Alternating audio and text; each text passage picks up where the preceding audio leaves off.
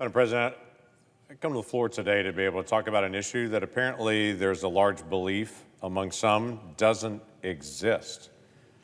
So I wanted to be able to pull the veil back and to say this is actually an issue.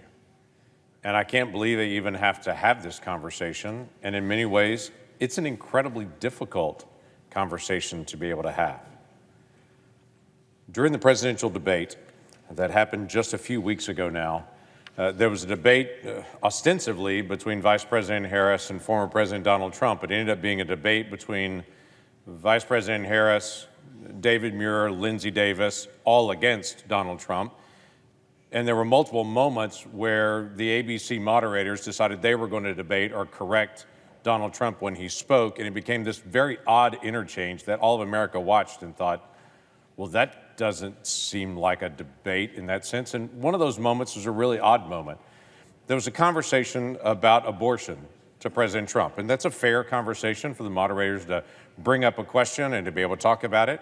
He's openly talked a lot about abortion, and obviously the vote that happened in the Supreme Court with the Dobbs decision has highlighted a lot of that conversation nationally since his presidency.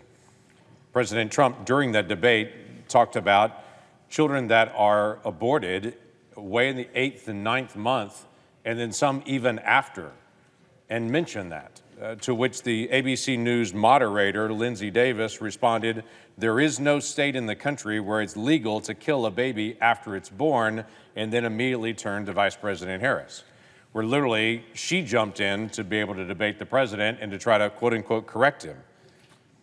The problem is there was no one to be able to moderate her in that debate and make the simple statement, there are not only states in America where that can happen, there are states in America where that does happen.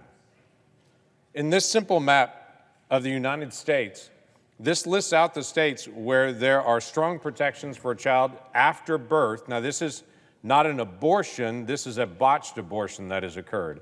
This is a woman went in with the intent of having an abortion, late term. The child was fully delivered.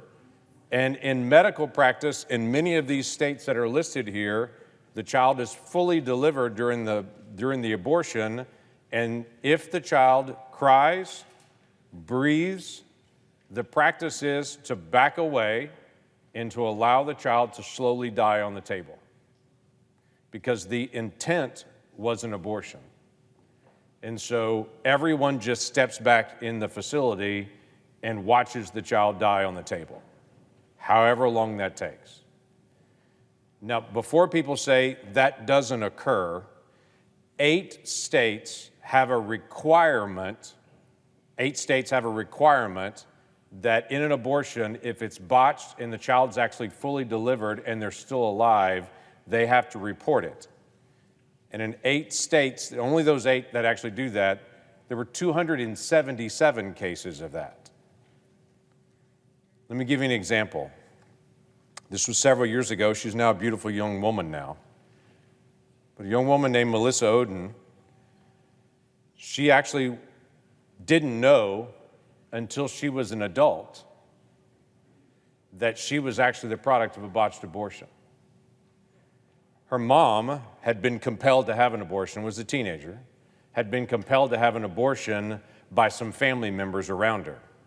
She didn't want to do it, but she did. It was a late-term abortion. She went in to have the abortion, had the abortion, and after the abortion was over, one of the nurses, looking through the quote-unquote medical waste that was there on the table, saw the young girl crying. She scooped up the infant, took the infant on her own to an emergency room. The emergency room said, there's no way she'll have a full, meaningful life, but they took care of her because she's in the emergency room. And I know Melissa Oden. She's a remarkable lady. No disabilities, no other challenges other than the knowledge that she was supposed to, quote unquote, have been aborted. But there she is alive. There are a lot of women that are scattered around the country that are all finding each other online, telling a story that they are a product of a botched abortion, that they were born alive, and they were given medical care when, quote unquote, they weren't supposed to be there at all.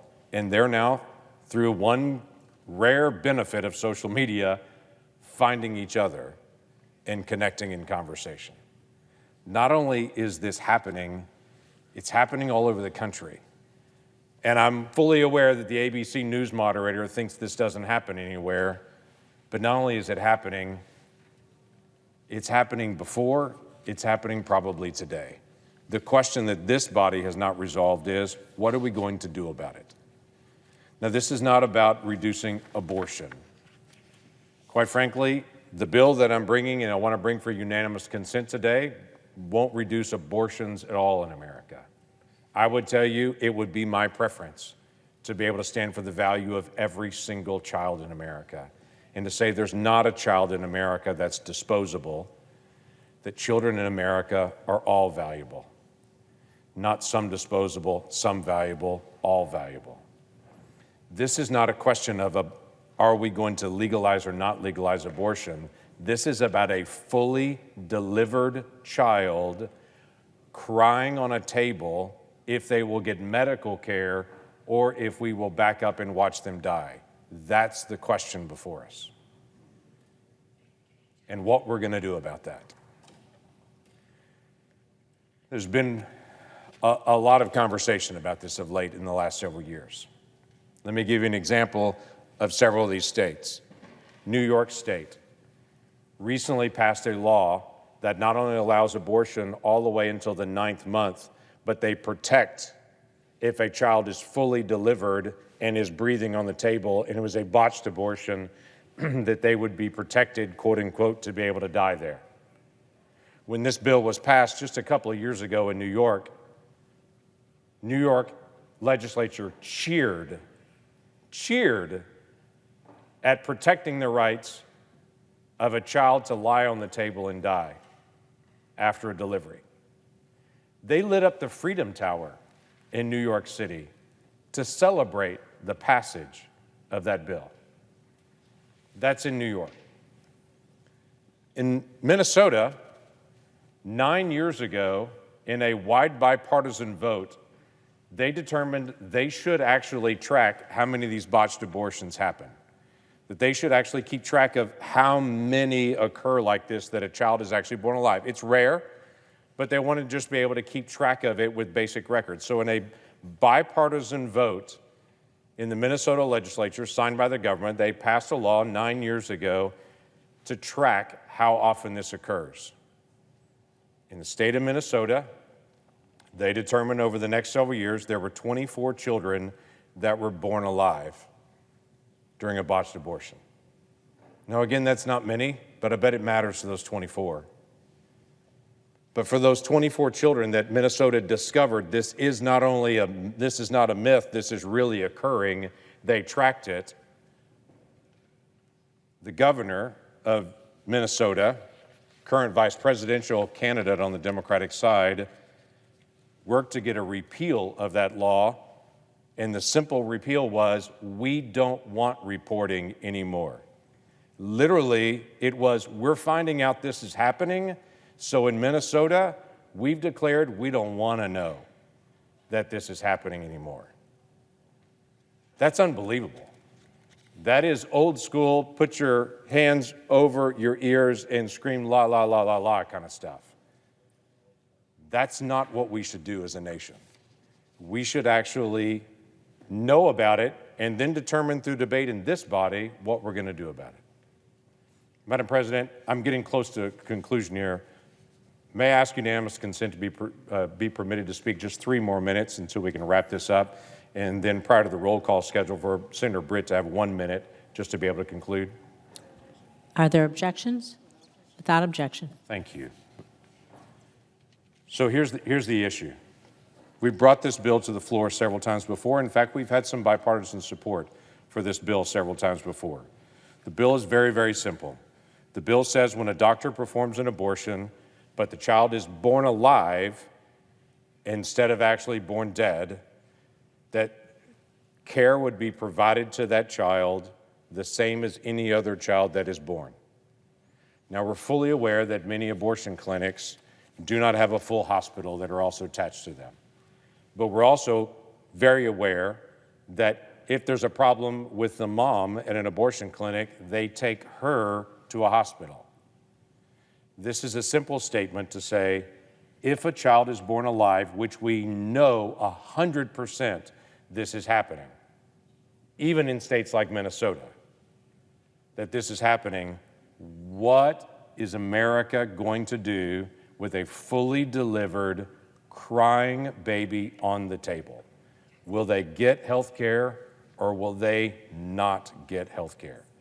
That's all this bill does. It doesn't reduce abortions, unfortunately. It doesn't do that. It doesn't change abortion processes across the country. Doesn't do that.